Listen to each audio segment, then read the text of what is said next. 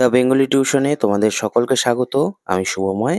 আজ তোমাদের সিবিএসসির ক্লাস 12-এ যারা পড়ছো, তোমাদের কিছু বাগধারা বা প্রোভার্বস, সেগুলির কিছু এমসিকিউ প্রশ্নোত্তর নিয়ে আলোচনা করব। আমরা খুব সংক্ষেপে ভিডিওটি করব, যাতে তোমরা তাড়াতাড়ি দেখে ভিডিওটি বুঝতে পারো। চলো তাহলে শুরু করছি। নিজের অবস্থা বুঝে চলা বোঝাতে নিচের কোন বাগধারাটি প্রয়োগ করা হয়েছে? উলুবনে মুক্তো ছড়ানো, গৌরচন্দ্রিকা, ওজন বুঝে চলা, নাকি টনক নড়া? সঠিক উত্তর হবে ওজন বুঝে চলা। অন্ধের যষ্টি বাগধারাটির অর্থ কি? এখানে 4টি করে অপশন রয়েছে, দেখো। 1 নাম্বার নাছোড়বান্দা লোক, 2 নাম্বার বিরাট লোভী, 3 নাম্বার উল্টোপাল্টা, 4 নাম্বার অসহায়ের একমাত্র সম্বল। তাহলে সঠিক উত্তর হবে অসহায়ের একমাত্র সম্বল। হুঁশ হওয়া বলতে কোন বাগধারাটি প্রয়োগ করা হবে? 1 নাম্বার লাগাম ছাড়া, 2 নাম্বার দু নৌকায় পা দেওয়া, 3 নাম্বার টনক নড়া, 4 নাম্বার ভস্মে ঘি ঢালা। সঠিক উত্তর টনক নড়া। কূপমণ্ডুক বাগধারাটির অর্থ কি? 1 নাম্বার কুমুখ জার, 2 নাম্বার সীমাবদ্ধ জ্ঞান, 3 নাম্বার অকর্মণ্য, 4 নাম্বার কুয়োর ব্যাঙ। সঠিক উত্তর হবে সীমাবদ্ধ জ্ঞান। ছাই চাপা আগুন বাগধারাটির অর্থ কি? 1 নাম্বার ফাঁদ পাতা, 2 নাম্বার ঘরের শত্রু, 3 নাম্বার অকর্মণ্য, 4 নাম্বার প্রচ্ছন্ন তেজ। সঠিক উত্তর প্রচ্ছন্ন তেজ। একই সঙ্গে একাধিক উদ্দেশ্য সিদ্ধ করা বোঝাতে কোন বাগধারাটির প্রয়োগ করা হবে? হর্ষবর্ধনের ঠাট, রথ দেখা কলা বেচা, 7 রাজার ধন, নাকি ভূতের বেগার? সঠিক উত্তর রথ দেখা কলা বেচা। অসহায়ের শেষ সম্বল বোঝাতে কোন বাগধারাটির প্রয়োগ করা হয়? অন্ধের যষ্টি, অগস্ত্য যাত্রা, আক্কেল সেলামি, কূপমণ্ডুক। সঠিক উত্তর অন্ধের যষ্টি।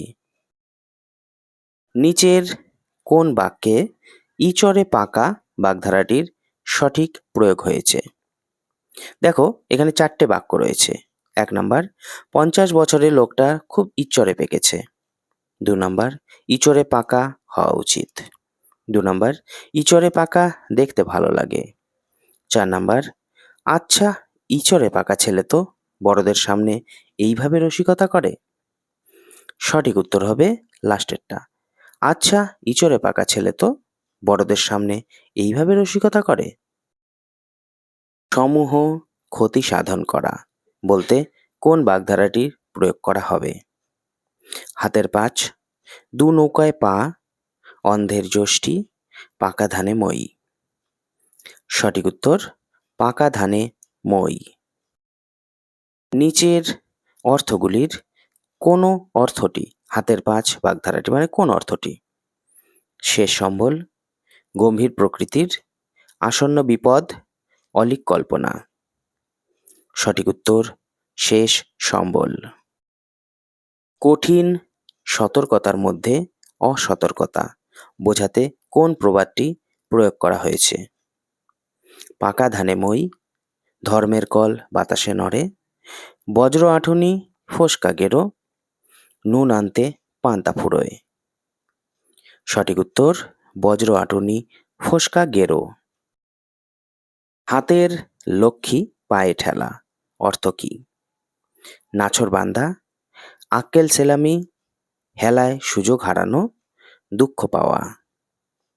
সঠিক উত্তর হেলায় সুযোগ হারানো। এই কবে অঙ্ক শিখেছি, এখন ভাইকে পড়াতে গিয়ে দেখছি সব ভুলে গেছি। এখন ড্যাশ না করলে উপায় নেই, শূন্যস্থানে হবে কেচে গণ্ডূষ, কূপমণ্ডুক, গড্ডলিকা প্রবাহ, হযবরল। সঠিক উত্তর কেচে গণ্ডূষ। টু সময়ের বন্ধু বললে কোন বাগধারাটির প্রয়োগ করা হবে? হাতের পাঁচ, সুখের পায়রা, মাটির মানুষ, অমাবস্যার চাঁদ। সঠিক উত্তর হাতের পাঁচ। ভস্মে ঘি ঢালা বাগধারাটির অর্থ কী? প্রচণ্ড রেগে যাওয়া, অবাক হওয়া, তীক্ষ্ণ নজরে রাখা, অনর্থক অপব্যয়। সঠিক উত্তর অনর্থক অপব্যয়। শূন্য স্থানে কোন বাগধারাটি বসবে? ঠুনকো বন্ধুত্ব স্বার্থের কারণে ড্যাশ এর মতো ভেঙে যাবে। তাসের ঘর, তীর্থের কাক, মিছরির ছুরি, অরণ্যের রোদন। সঠিক উত্তর তাসের ঘর। দশের লাঠি একের বোঝা প্রবচনটির অর্থ? দোষ চাপানো, ভারী জিনিস, নিজের অক্ষমতা, একতাই শক্তি।